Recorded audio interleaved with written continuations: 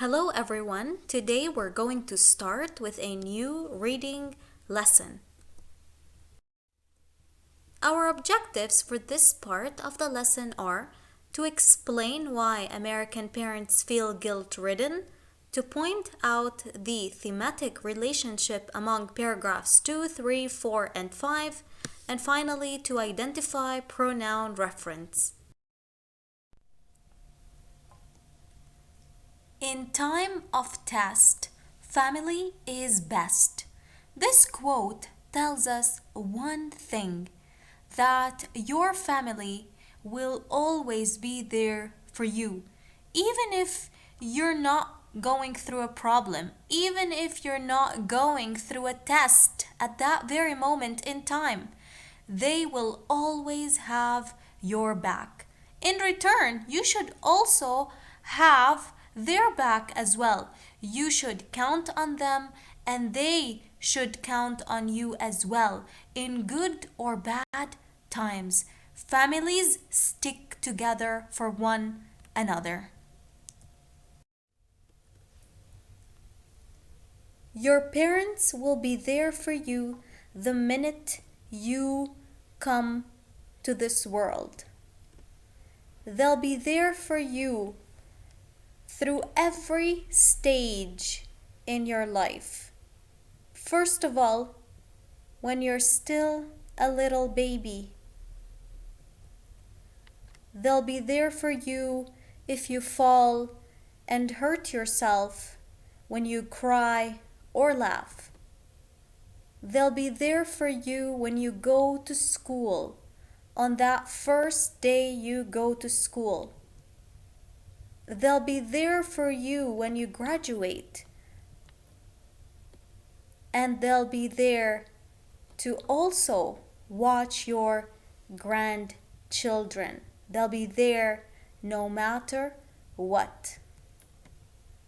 Family, like branches on a tree, we all grow in different directions, yet our roots remain as one.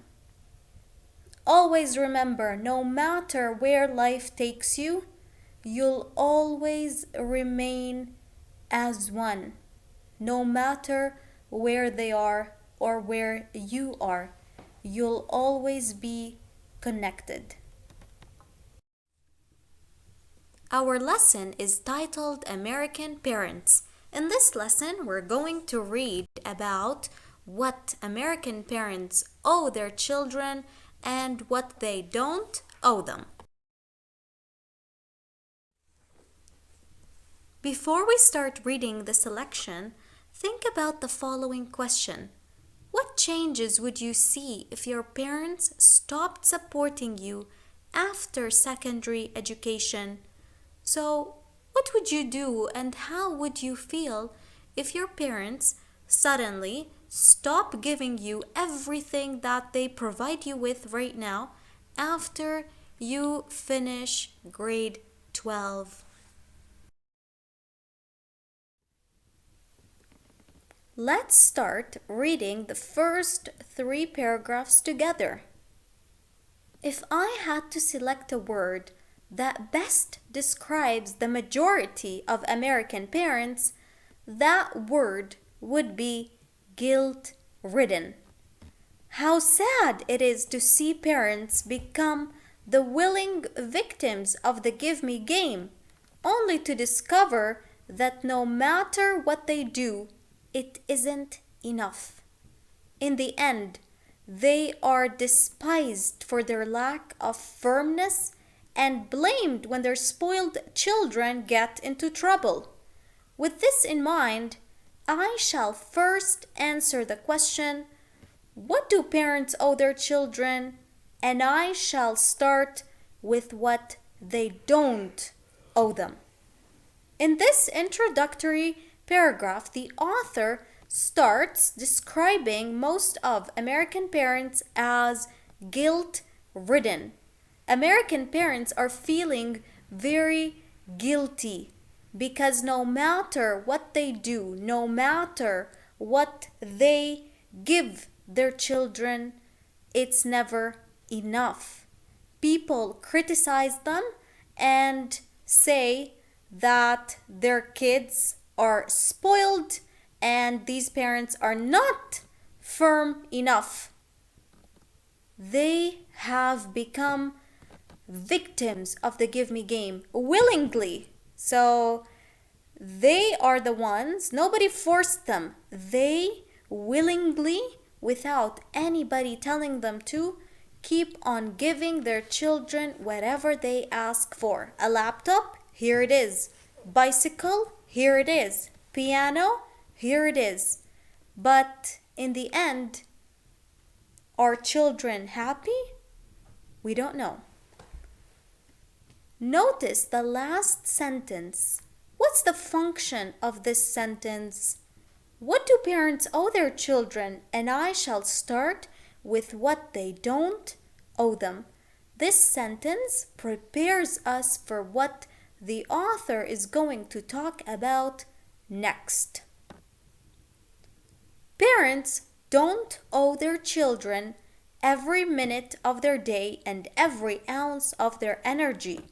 They don't owe them round-the-clock car service, singing lessons, tennis lessons, expensive bicycles, a motorcycle, or a car when they reach 16, or a trip to Europe when they graduate. What do you think? Do you agree with the author? I take the firm position that parents do not owe their children a college education. If they can afford it, fine. They can certainly send them to the best universities. But they must not feel guilty if they can't. If the children really want to go, they'll find a way. There are plenty of loans and scholarships for the bright and eager who can't afford to pay. Pay attention. What do we mean by the word owe? Sometimes if you borrow money from someone, then we say you owe that person money, which means that you have an obligation to give that money back to that person because they gave that money to you in the first place. In this case, the word owe means very close to that, to have an obligation to give something to someone. So, do you think that parents don't really have to give their kids all these things? Do you think that parents do not owe their children a college education? That's something to think about, especially in our culture.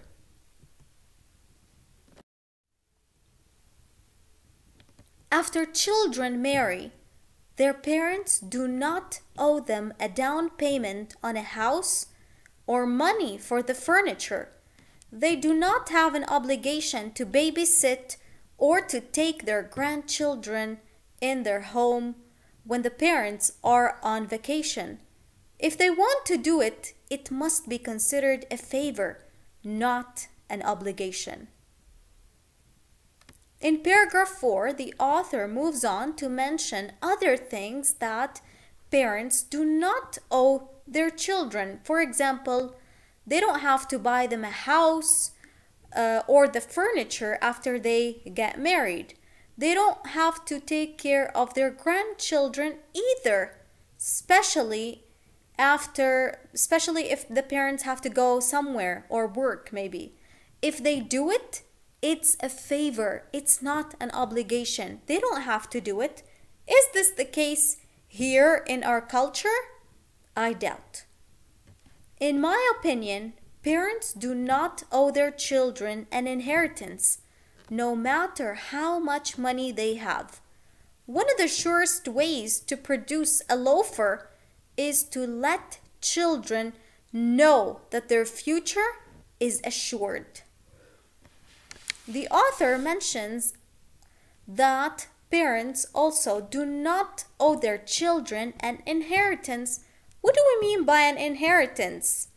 It's that money that you leave to your children after you die. Maybe it's not money, maybe it's also a piece of land, it might be a house, it might be anything. So, no matter how much money, parents do not owe their children an inheritance. Maybe they want to donate that money and that's their right. What the author is trying to say is that providing kids or their children with all that money is going to produce a loafer. Why? Because they know that their future is assured. So they don't have to work, they don't have to do anything because they already have everything done for them. What do we mean by a loafer? It's a person who doesn't work hard. So if you have all that money, if you know that your parents are going to give you a house, a car, they're going to give you money, a lot of it, okay? Are you going to work? Are you going to do anything? I doubt. Do parents owe their children anything? Yes, they owe them a great deal. What's the function of this paragraph?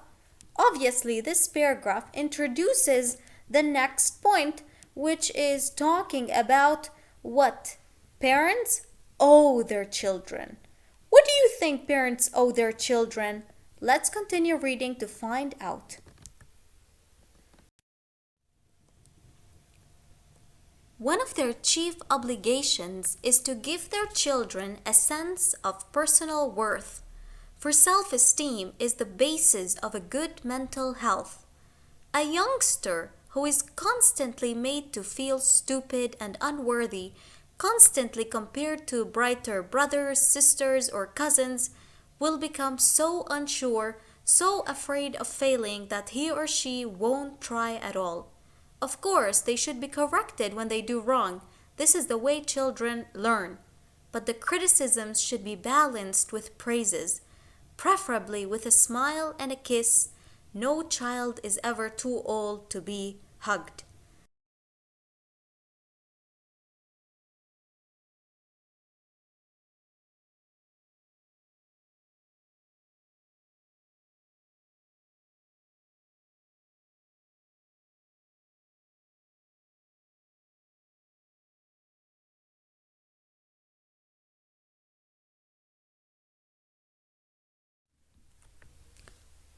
In this paragraph, the author starts talking about what parents should give their children, what parents owe their children, what do they have to provide them with.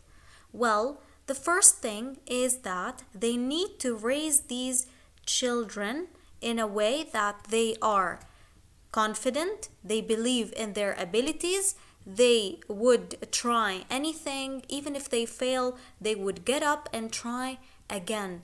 They need to raise children who are mentally healthy. They should raise children who feel worthy, they feel important. How do they do that? One, they should not compare them to other children like siblings, cousins, or any other kid, maybe the neighbor or somebody in the class. They should not compare them to others. So parents cannot tell one child, look at your brother, he got an A in math. Why did you get a C? That's not good. They should not make fun of them. They should not tell them you're stupid. They should not tell them you're weak, you are not smart, you don't know how to do anything.